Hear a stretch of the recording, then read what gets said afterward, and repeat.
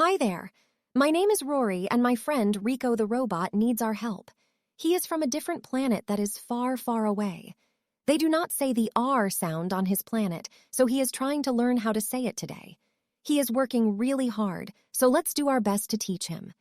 The R sound is one of the trickiest sounds to say, but the good thing is that there are two different ways we can say it.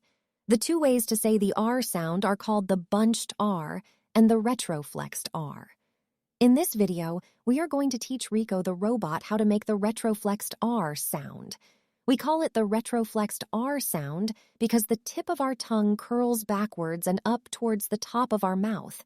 In order to teach Rico how to make the most perfect R sounds, let's first learn about the parts of the body that help us make the retroflexed R sound. Some important parts of our body that help us make awesome R sounds are our lips, tongue, and teeth. The first body parts we are going to talk about are our lips. We have two lips, the upper lip and the lower lip. The two parts where our lips come together on the sides of our lips are called the corners of our lips. When making the R sound, we want to imagine that there are magical strings pulling the corners of our lips back.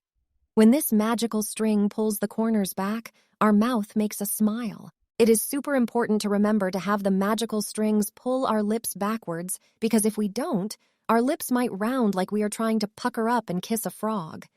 When our lips round into a circle, our R sound turns into a W sound. For example, if I saw this picture and wanted to say what it was, but I rounded my lips, it would sound like wing instead of ring. The next body part we are going to talk about is our tongue. Our tongue can do amazing things like taste delicious ice cream or catch raindrops if you stick it out. But today, we need it to move in a special way to help make the R sound. Before we talk about the special movements of the tongue, let's talk about the important parts of the tongue. The very front part of the tongue is called the tongue tip. These two parts of the tongue are called the sides of the tongue. The part of the tongue all the way back here is called the back of the tongue. The last body parts we are going to talk about are our back teeth. We can also call our back teeth our molars.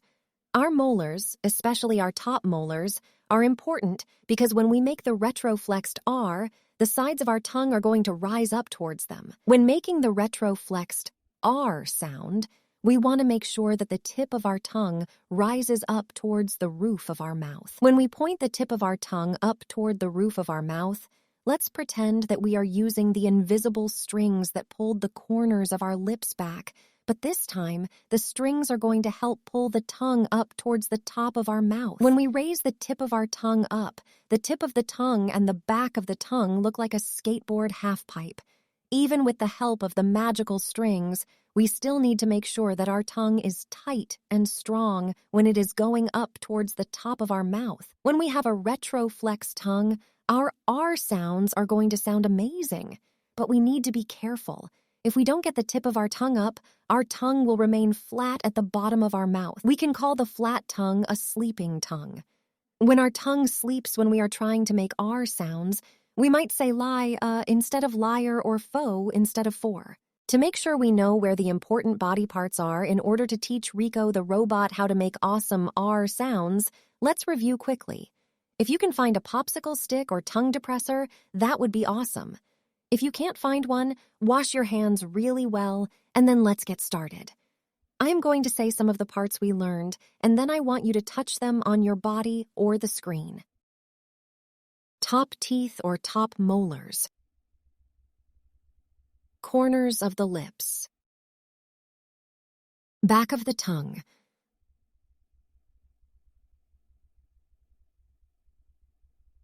Tip of the tongue.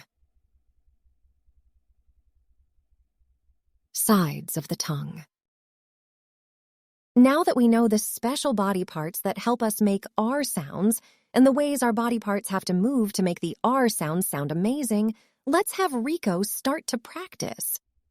For the first few words that Rico practices, we are going to zoom in on his lips.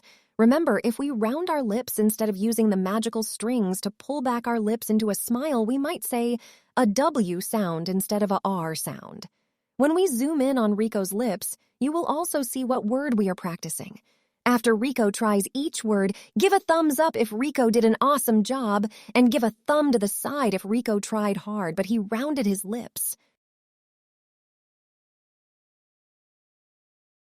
1. How do you think Rico did on his first try? Me too. Rico tried hard, but his lips rounded into a circle. Let's try it one more time, Rico. Run. Do you think we should give Rico a thumbs up on that? I agree. Rico pulled the corners of his lips back so they would not round. Now that Rico is rocking at making sure his lips pull back into a smile, let's listen and watch to make sure that his tongue is lifting back and up towards his top molars. Remember, for the retroflexed R, we want his tongue tip pointing up, the sides of his tongue raising up towards his top molars, and the back of his tongue going up towards the top of his mouth. If our tongue doesn't move enough, we call it the sleeping tongue. If Rico's tongue falls asleep, we will hear an sound instead of a strong R sound. Listen and watch closely to let Rico know how he is doing. Just like the last time Rico tried, give Rico a thumbs up for awesome R sounds, and a thumb to the side if he tried hard, but it didn't quite sound right. Ty, How do you think Rico did? Me too. Did you notice how his tongue did not come up and instead it stayed sleeping on the bottom of his mouth? Let's see if Rico can try again and raise his tongue up and back. tire. How did Rico do on his second try? I agree. He did an awesome job of pulling the magical strings up to help raise that sleeping tongue. Let's keep up the good work. Between your help and Rico's hard work, I think we are close to helping Rico make perfect R sounds. The next activity we are going to do is similar to what we just did. However, now we have to use just our ears to determine how awesome Rico is doing. We are going to see a picture come up on the chalkboard in a little bit. There will be a green thumbs up and a yellow thumbs up on each side. If Rico makes an awesome R sound, point to the green thumb and tell Rico how we made that awesome R sound. If Rico didn't say it as awesome as he can, point to the yellow thumb and let him know what he can fix. If it sounded like a W instead of an R, talk about his rounded lips. If it sounded like instead of an awesome R sound, talk about waking up that sleeping tongue. We are going to have Rico practice 12 words. The pictures will show up kind of fast, so if you need to pause the video to think about if Rico made an awesome R sound, it is okay. Foe. Diaper. Rat. Fire. Wayne. Start. Car. Dwagon. Core. Dia. Red. Feather. Tie, Awesome job to both you and Rico. Your feedback is helping Rico learn how to say his R sounds. Remember, the R sound can be very tricky, so if you or Rico aren't able to make perfect R sounds every time, that is okay. Just try your best. Before we go, I have some extra tips for you and Rico to try if you need a little extra help with the R sound. Some of these tips are kind of goofy, but they might just help.